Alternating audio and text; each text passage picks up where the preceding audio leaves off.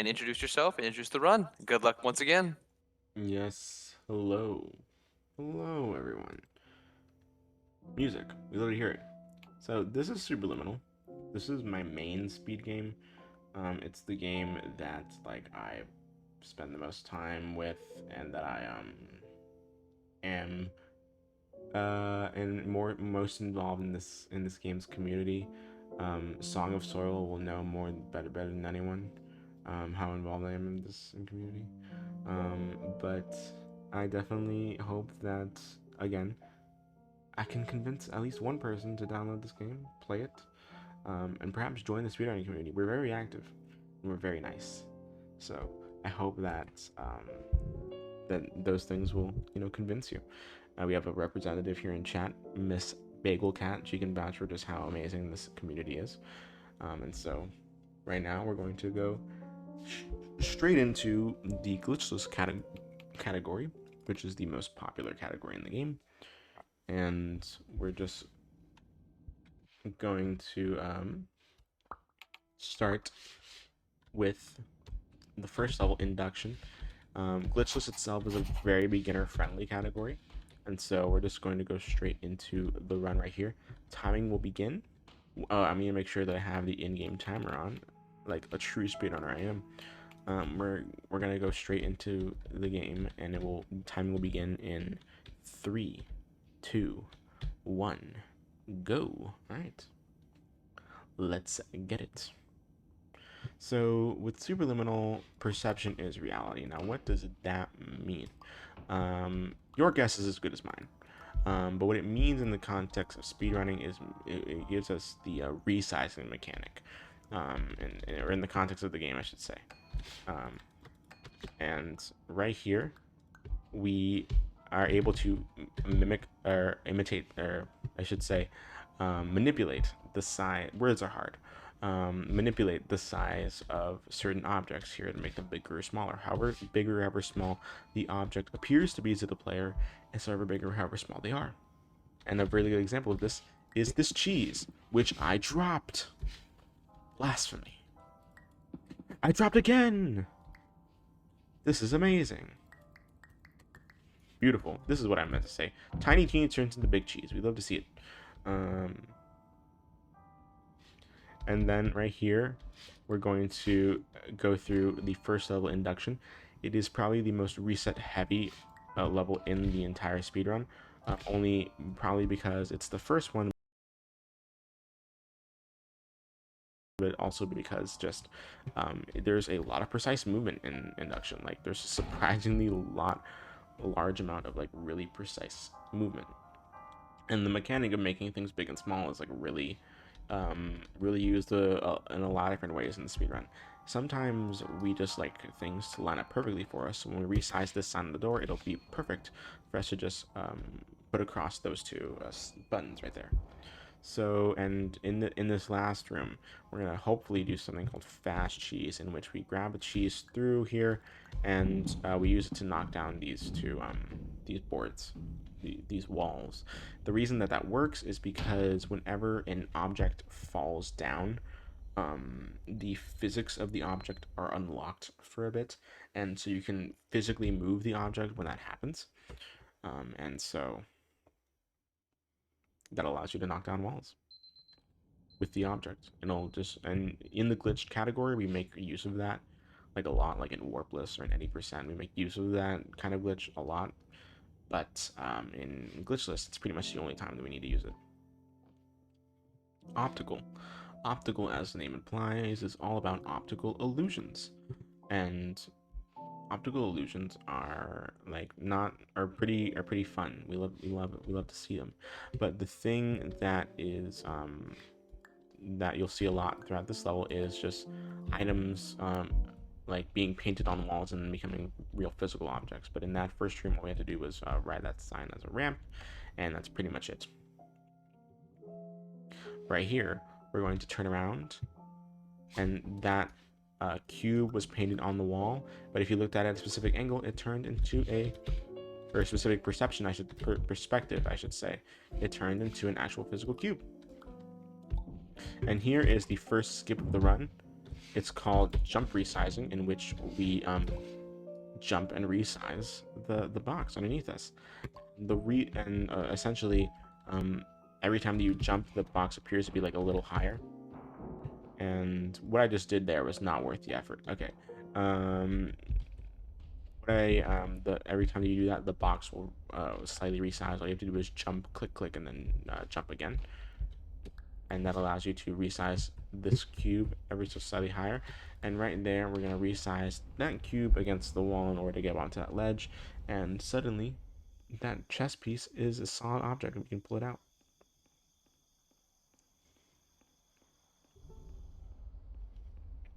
This is a nice walking section on this catwalk. We love to see it. But once we get into here, this is the last room of obstacle, and we would do naturally what anyone would do, which is grab the sign off the moon. You know, the natural series of events. But then we're just gonna walk straight into the elevator. Most of the levels will end in this elevator sequence, so that's how you know when each and every level ends. So we have the in-game timer in just so we can get rid of all these loading screens. And a thing about these loading screens is that they're also like randomized animations for the loading screen, and so even if your machine is done loading the level, it won't like move you on to the next level until that specific loading animation is completed. And so we just cut out loads entirely for those two purposes.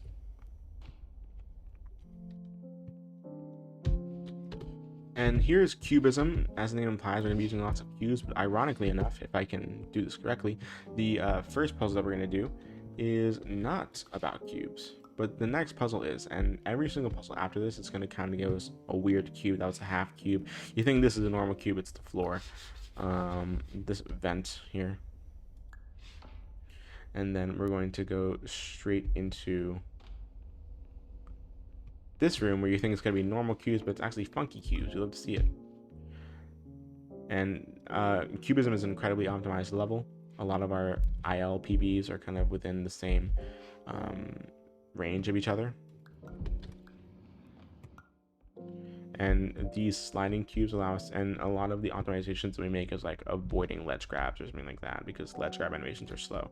We're going to use the side of this cube that we think is going to be normal and just climb up here. And then the exploding cube. We're going to use the corner of the exploding cube. We're going to make a bigger cube and jump up there. And then jump down here, go to the back, and jump. Boom. That is the end of cubism. Just subverting your expectations, one after the other. We love to see it.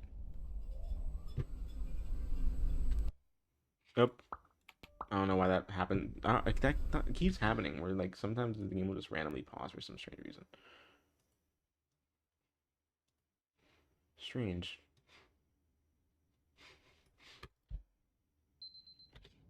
But here, we're just going to go straight into Blackout. It is the scariest level. And the reason I say that is because it's just dark a lot. As the name implies, Blackout, you know. And Blackout essentially is it takes perception is reality and puts it in a much more metaphorical sense. And what I mean by that is, as you can see, the tone and the tone of the game kind of shifts here, and the tone of the game kind of shifts here, and essentially tries to make the player that it suddenly become a horror game, which is like an appropriate thing to like think and subvert, primarily because of the whole like dream section, or like the dream motif in this game. Since the player is dreaming, it would make sense that, you know, it would kind of become a horror game in certain senses. But in reality, the level is only like as scary as you let it be, or as you perceive it to be. Like there's blood on the floor. There's diet sodas that say die, die, die, but when you look up at them, it's actually it's just diet soda. There is that head, but then it just turns into a chess piece. But it's mainly these blood on the floor things, and just the obscure lighting and all the doors closing behind you. But right here, we're just gonna jump up this ledge right here. And then we're gonna do a fun thing called blind maze. It's pretty much the only trick in Blackout that we do. And you can walk backwards into this section right here, and there's a maze that you would originally need like a light source to go through. But if you know what you're doing, you can just do it without light. The way that I do that is if you turn your quality settings all the way down, you have like a brighter monitor. You can and if you're in a dark room like I am right now, it's a lot easier. But you can see a like small horizontal line of light when you fall into the maze, and as long as you have that like in your sight, you can use it as a reference for your movement. There is an all collectibles run. It is a glitched category. It's not. I mean, we've theorized all collectibles glitchless, but it's not like an official category. There's lots of collectibles in this game. There is chess pieces, blueprints, fire extinguishers, such as these. Well, it shoots out fire because I collected all of them. And there's the fire alarms. There's the constellations. There's lots of different things that you can collect in this game. And there's also Easter eggs. Like literal Easter eggs. Which is fun. Bagel Cat founded that category. She's great. Right here, we're going to go to clone. As the name implies, we're going to be cloning objects, but ironically enough, the first puzzle that we have here does not involve us cloning an object. I forgot to change the channel. I missed the clicking of changing the channels in order to change the music. But right here, we're just going to clone those objects and make stairs. And in this section, we're going to hopefully have pretty clean movement. Clean, yeah, that's pretty good. In order to clone that alarm clock and turn it into a ramp. And the rules for cloning specific objects are kind of like selective. For example, like I could grab on and hold on to that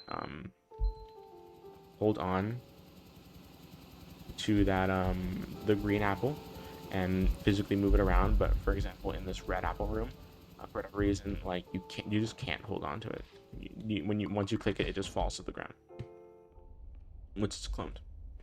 And so the rules for cloning in this game are very selective, but of course we as speedrunners know how each cloning mechanic is going to work and when it's going to come up, and so it's not really much of a problem for us. We're going to take these signs, and then when you right click, you can bring all of the clones back together to the original, and as they are moving back to the original, they don't have collision, so you can just walk through them.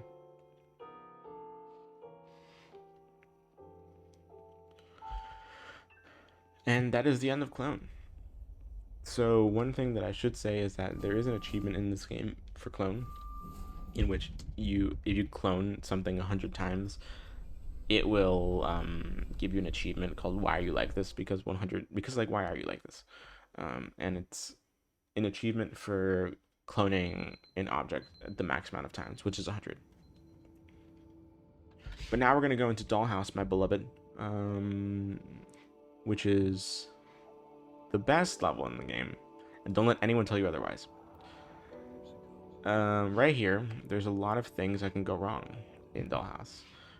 If we're good, none of those things should happen, but it's late where I am right now, so several things could go wrong. And so right here, we're gonna be playing with portals, not thinking with portals, just playing with them.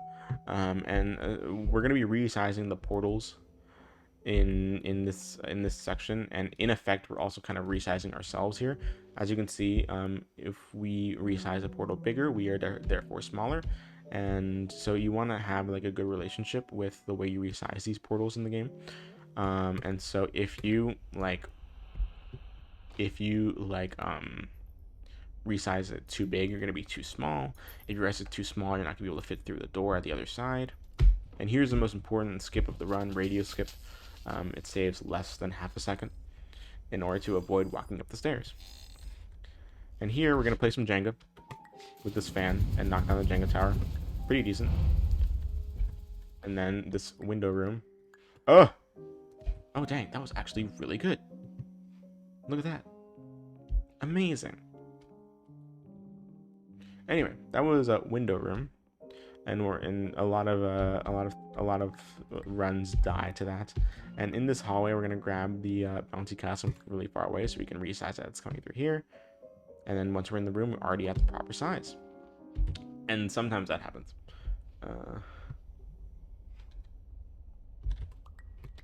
And then we're gonna go back into the vent and then resize this bouncy castle and onto this diving board, so we can go through the door up here. Amazing. And then this last room is the keyhole room. We're going to drop this portal up here and walk through it as it's dropping, and then come through here. Boom. Resize that dollhouse at the end so we can walk through it and go to the elevator. It's dollhouse. Pretty clean. Pretty good dollhouse. Pretty good. And now we're going to go into Labyrinth. Kind of one of my favorite levels to do, really. It's pretty fun. And one thing that you're going to see me do right now is what seems like kind of meaningless parkour. Okay, let's try that again. Come on. Hopefully that worked. And so the reason that I did that is because this hallway is lined with 5 audio triggers. That will play 5 different audio lines. And so we have found a way to skip 3 of them, but only skipping 2 of them saves time, optimally at least. And then and so if you skip those 2, which is the ones we skipped, the second and third one, you are able to essentially get to this last audio trigger as quickly as possible, and it will teleport you to the bedroom, in which you will click an alarm clock and progress with the rest of the level. And so we want to get to that last one as quickly as possible. And it's funny, the reason that works is because of an update. And so originally there was only one audio trigger that would play all 5 lines, but then the developers saw that we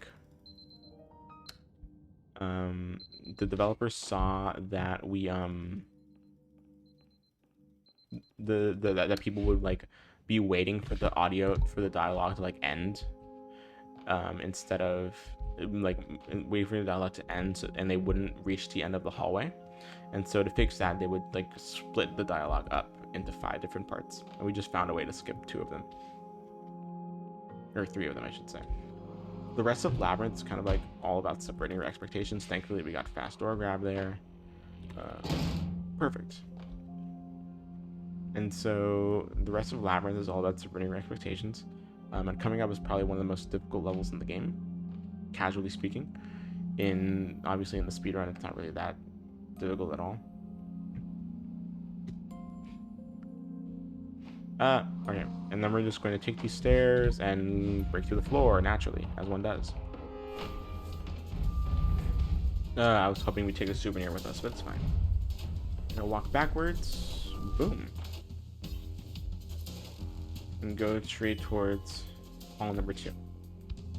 And essentially, the way that this puzzle works is that you have to look the opposite direction that the sign is telling you to look at, because whichever way you look at first is going to be the do not enter, or it's going to be blocked by a do not enter sign. And then you just have to go straight into and after that, the second place that you look will be the direction of the arrow, and it will be the right place to go. And you can just keep going that. You have to do that 5 times. We're going to do more jump resizing there in the pool room. We almost messed it up, but it's fine. Pretty nice movement of the knight there. And then these next few sections are just, again, subverting our expectations as to where we should go. There we go.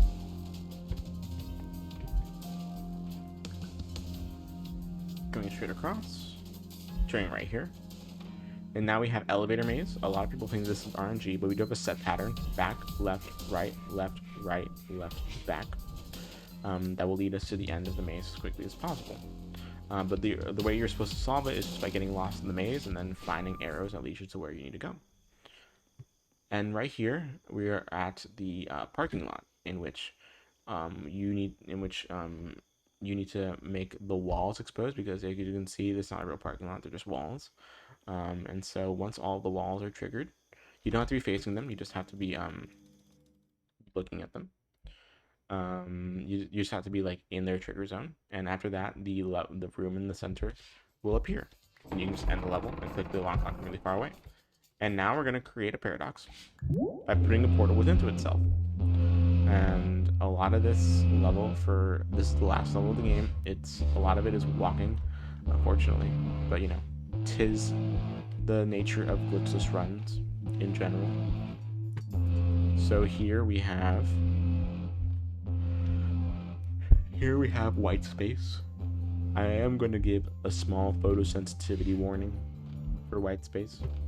Not necessarily here, but later, because there's going to be a lot of moving lights in a specific section. I'll mention it when we get towards it. But again, most of this is just like a walking simulator for white space.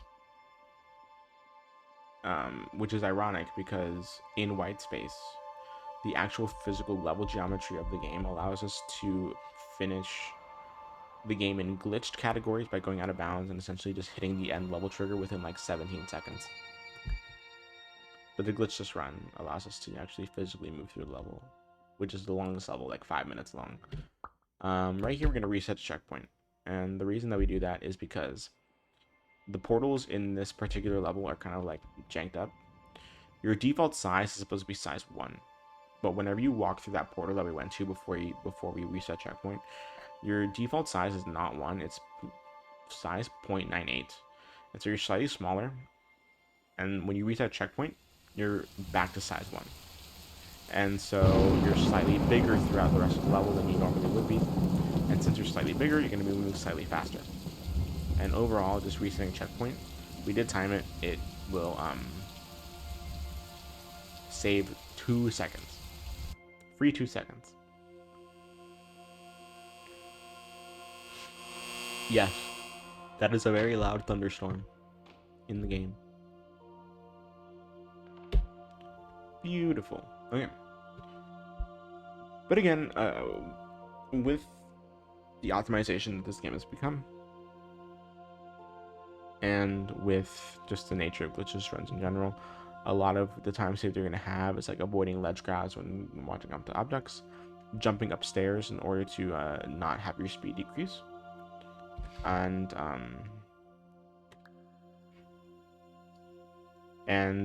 making sure that you are cutting your corners as tightly as possible. Windows 12 beta snapshot right there. You're right.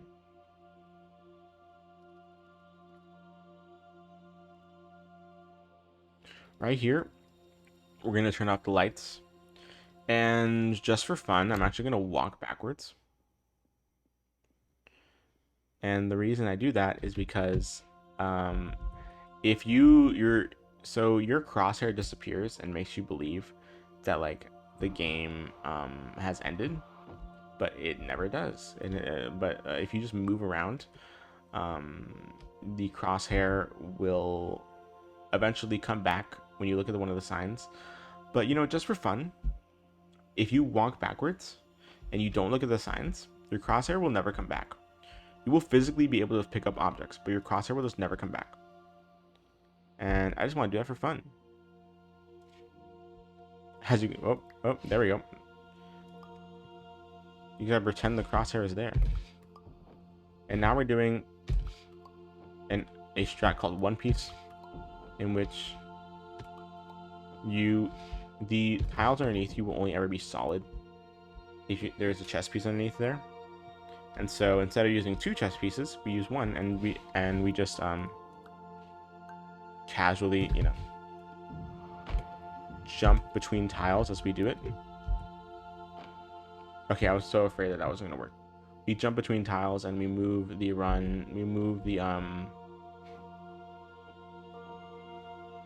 the chess piece in midair as we're jumping, instead of using 1 chess piece per 2. But right here, we're going to, this is a bitrate hallway. I should have given a photosensitivity warning before here, but it is a small photosensitivity warning. you can look back now. Right here, it is last section of the game. This is a fall that lasts 23 seconds. And we're just going to go straight into 8 a.m. There's going to be a loading screen. At the other side of the loading screen is time. So 3, 2, 1, time. 2250.5. Don't drop the cube. Listen, the cube is no, the cube is only. Thank you, song. The cube is only bad to drop if you drop it underneath you. You can drop it literally anywhere else as long as you don't drop it underneath you. But it's like it's fine to drop it anywhere else, to my knowledge. But yeah, that is Superliminal Glitchless. That game is always just a trip to watch. I really enjoy watching that game. It is. I really enjoy showing it off in different events. Again, this is the community that I spend the most time in. I plan events for the community. I'm a moderator for the community, or a verifier, I should say. And it's very fun to interact with the people in the community and to come back to this game, try and grind it some more. And yeah, it's around 57 seconds slower than my PB, which is pretty good for a marathon run. Like, I'm gonna take it. You know? It's still pretty nice. Anything sub 23 for a marathon is like kind of my standard. So I'm glad about that. But thank you so much to the Superliminal Speedrun community for creating such a welcoming environment. Thank you to BagelCat in chat for being here. You're great. Thank you to Song of Soil for hosting this amazing run and for also kind of dealing with a lot of the activity that I've been doing in the Superliminal community. He knows what I'm talking about. Anytime. Thank you to Dream Torah for having me on, and for dealing with all of the stuff that I've had to deal with this weekend, because I was fully under the impression that I was just not going to do the run, and then unfortunately someone else had to drop as well, but I was able to cut in and show off the runs that I wasn't originally going to. And so again, thank you so much to Dream Tour for having me on this amazing marathon. Hope to be a part of whatever else you do in the future. And if you're looking for a good game to be your first speedrun, I highly recommend Superliminal. It is like a very beginner-friendly run. We have a lot of different categories. We have a completionist category, we have a warpless category, we have an any percent category, glitchless category. So whatever your wants or desires are for speedrunning, this is a really good game to start off with. We'd be happy to help. Just look us up on Twitter.com, join the Discord, all that jazz. My name has been Ozmourn, and again, thank you to everyone for having me on, for watching, and for being in chat. That has been Superliminal Glitchless, and I hope that all you have a wonderful, wonderful night. Good luck to Song for his next run. Have a good one, y'all. Bye. Thank you again, Ozmourn. I totally appreciate that for the good luck. And thank you so much for being here to showcase 2 runs back to back. We truly appreciate it. And we're glad that our RNG was good enough to have you drop by for us. And with that, guys, we're going to be moving on to the next run. It's actually going to be me. So I can't wait to actually show you guys what I have in store. Thank you all for being here. It's been an absolute blast. Even through all the hiccups, it's been so fun. So, see you all in just a minute.